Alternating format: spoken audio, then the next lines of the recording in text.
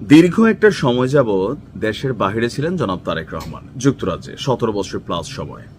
এরপর যখন আওয়ামী লীগ সরকারের পতন হলো, আমরা সবাই ভাবতেছিলাম তিনি কেন আসেন না।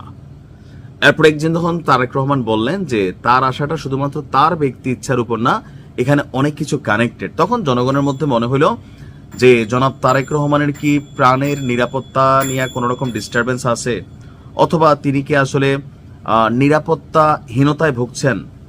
দেশে এমন কোন মাইকালাল আছে যে তারেক রহমানের উপর হাত দিবে, প্রকাশ্যে হয়তো নাই। বিএনপি জনাব তারেক রহমান অথবা এখানে যে সিস্টেমটা কাজ করছে, তারা ভয় পাচ্ছেন কোনো আততায়ী লাইক হাদির মতন বা অন্যান্য ভাবে। শহীদ প্রেসিডেন্ট জিয়াউর রহমান শেষ হয়েছেন, বঙ্গবন্ধু শেখ মুজিবুর রহমান মারা গেছেন, বা এরপরে ওই দেশে অনেক ঘটনা ঘটছে, সম্ভবত এই টাইপের ভয় পাচ্ছেন। তো এই সকল নানান ইস্যুকে মাথায় রেখে জনাব তারেক রহমান যখন বাংলাদেশে এই মুহূর্তে বসবাস করছেন, তার সিকিউরিটি বা প্রটোকল গোয়েন্দা রাষ্ট্রীয়ভাবে দলীয়ভাবে বিশেষ নজরদারিতে কিন্তু তার বাসভবন, তার মুভমেন্টের এরিয়াকে নজরদারিতে রাখা হয়। এখন গতকালকে হঠাৎ করে তারেক রহমানের যেই বাসভবন এরিয়া আছে অর্থাৎ গুলশান, ওনার বাড়ির আশেপাশে যে এরিয়াগুলো আছে খুবই নজরদারিতে আছে।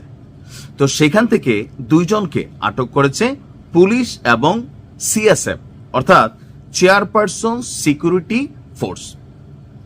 এটা সম্ভবত আগে বেগম খালেদা জিয়ার জন্য কাজ করতে এই ফোর্স, এখন জনাব তারেক রহমানের জন্য কাজ করে, তারা আটক করেছে। গতকালকে সকাল 10:50 গুলশানের 196 নম্বর বাসভবনের সামনে থেকে দুইজন ব্যক্তিকে আটক করে। এর মধ্যে একজনের নাম হচ্ছে রুহুল আমিন, বয়স হচ্ছে 46 বছর, আর ওনার বাড়ি কোথায়, নিজেকে চাঁদপুর জেলার মতলব দক্ষিণ উপজেলার বাসিন্দা বলে পরিচয় দিয়েছেন। কারা কারা আছেন, ওনাকে চিনেন কিনা, তবে ছবি টবি আমরা পাই নাই। আচ্ছা, পুলিশের বক্তব্য হচ্ছে ওই ব্যক্তি মানে এই রুহুল আমিন বাসা ও গাড়ির বিভিন্ন দিক থেকে ছবি তুলছিলেন। এখন তারেক রহমানের বাড়ির আশেপাশে গিয়া আপনি ছবি তুলতেছেন, মানে সেলফি না, এরকম একটা আছে না যে সেলফি, ওরকম না, বিভিন্ন দিক থেকে তিনি ছবি তুলতেছিলেন। আর এই বিষয়টি সন্দেহজনক মনে হয়েছে আপনার চেয়ারপারসনের যে সিকিউরিটি ফোর্স আছে, পাশাপাশি পুলিশেরও। আর এই সন্দেহ থাকার কারণে পুলিশ তাকে আটক করে। আটক করার পর তাকে ব্যাপক জিজ্ঞাসাবাদ করা হয়, তারপর তাকে ছেড়ে দেওয়া হয়। মজার বিষয় হচ্ছে এর কিছুক্ষণ পরেই, এই ধরেন 40-45 মিনিট পরে, সেখানে ওই একই বাসভবনের সামনে থেকে মোহাম্মদ ওমর ফারুক নামের অপর এক ব্যক্তিকে আটক করা হয়। তার পরিচয় তাৎক্ষণিকভাবে নিশ্চিত হওয়া যায়নি। পুলিশের দাবি, সন্দেহভাজন হিসাবে ওই ব্যক্তির দেহ তল্লাশি করে মাদকদ্রব্য পাওয়া গেছে। এখন আটক দুইজনের বিরুদ্ধে গুলশান থানায় আইনানুগ ব্যবস্থা প্রক্রিয়াধীন রয়েছে বলে জানিয়েছে পুলিশ। এখন হতে পারে এখানে বিভিন্ন রকম ইস্যু, যে ধরেন হয়তো নর্মালি তারা ছবি তুলছে, এটাও হইতে পারে।